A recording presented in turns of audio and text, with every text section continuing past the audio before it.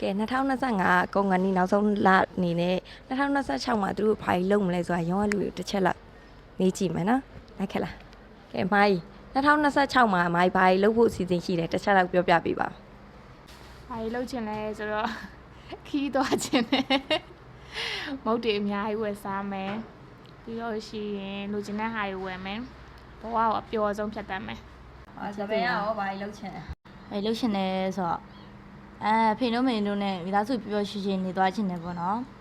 အရင်နှစ်ကမကောင်းခဲ့သမျှခုနှစ်ကကောင်းကောင်းဘဝကိုဖြတ်သန်းမယ်ပေါ့အဲ့ပါပဲ